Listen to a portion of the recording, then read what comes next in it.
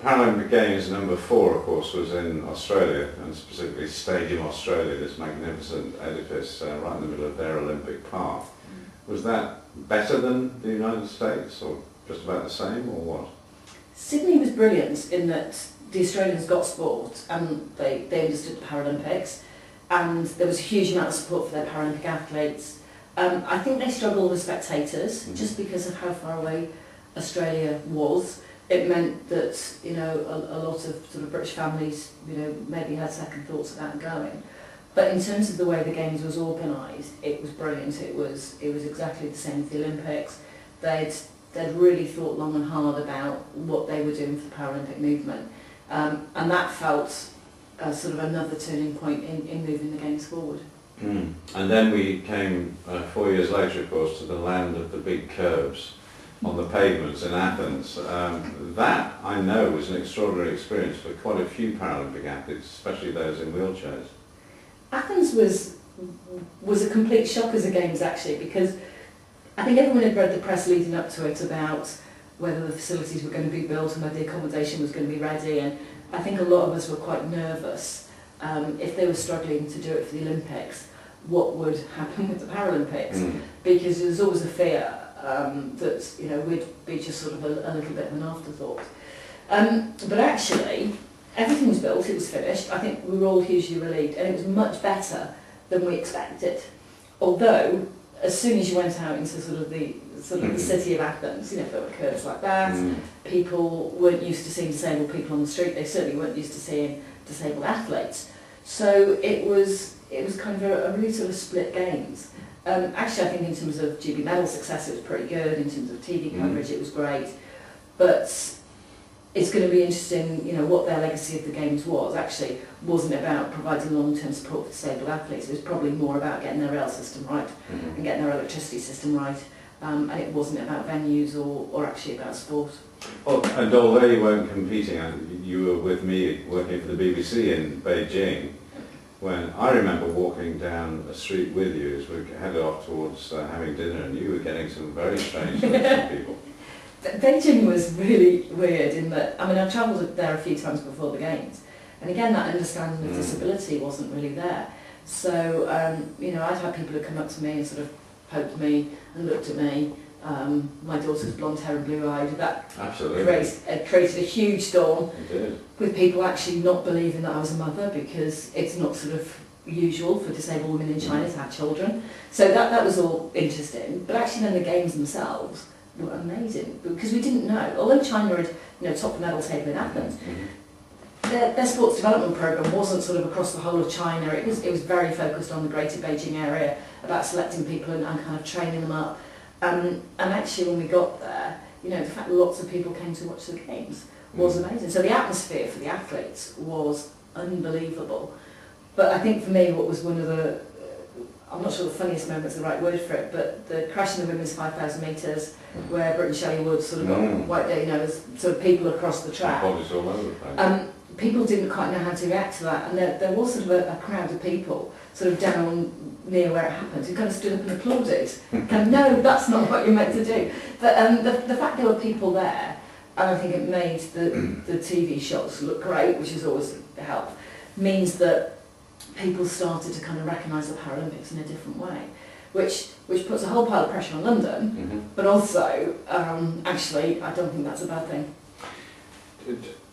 This is a difficult question, but put yourself in the position of Sir Ludwig, the man who started it all. If he could have been at the closing ceremony in Beijing in that magnificent bird's nest stadium, 100,000 spectators, a record number of competitors, and then he could have looked forward to coming to London, what do you think he might have said about the movement that he started?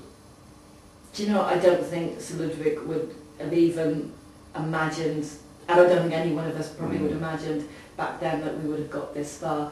I think if you'd stood Sir Ludwig in the closing ceremony of the Paralympics, he might have thought he was at the Olympics, not the Paralympics. And in terms of London, I don't think there's any better time for London to be hosting the Games, because the bid for London was always about the Olympics and Paralympics. It was never about the Olympics and something that was going to come after, which other cities had done.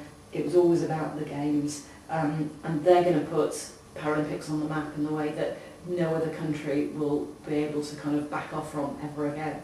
So it's a really exciting time, not just for disability sport, but for, I think, disability movement.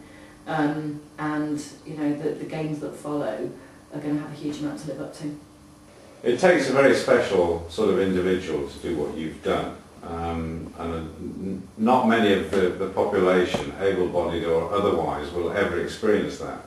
Can you put yourself in the position of going back to the Paralympic Games, any Paralympic Games, and being on the start line? What was special about that experience for you? I know you're always very nervous. What was special for me about it, it was about competing for GB, and that's always what I wanted to do. I always wanted to compete for GB and win medals, and I knew that from being quite young. I used to get so nervous before I used to throw up before every single race I did, which wasn't great for any of the team around me. They were lucky if it was only once, and they always used to kind of walk away from me on the warm-up track because like, oh, she's gone green, let's move away. But for me, most of my career was about fear of failure. I didn't want to be bad or have bad races, and that's what made me train really hard, and that's what made me, you know, compete, you know, week in, week out, was wanting to be the best that I could. And then when I didn't want to do that anymore, literally I woke up one day and said, this is not for me anymore, there's other things I want to do. I don't want to spend the rest of my life training. And that was kind of a big change for me. But my career was always just about wanting to kind of be there for GB, because so few athletes get to compete for GB. And I had lots of friends who never made the team, or kind of got their timings wrong and didn't peak at the right time.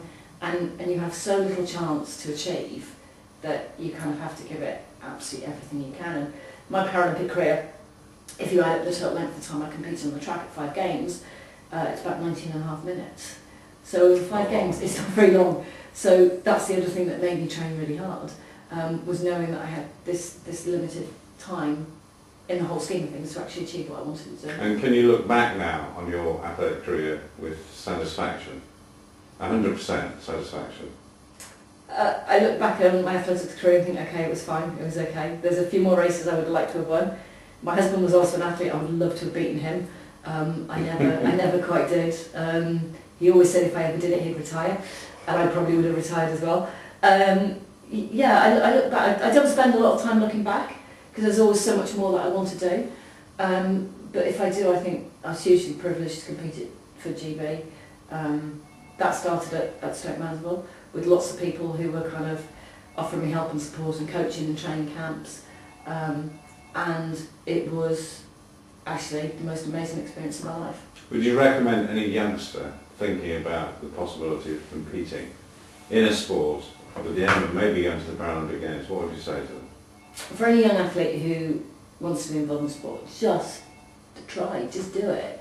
To compete as an elite athlete, you have a very limited time. I was so lucky that I kept going. I was injury free till probably the last 2 years of my career, and that made a big difference.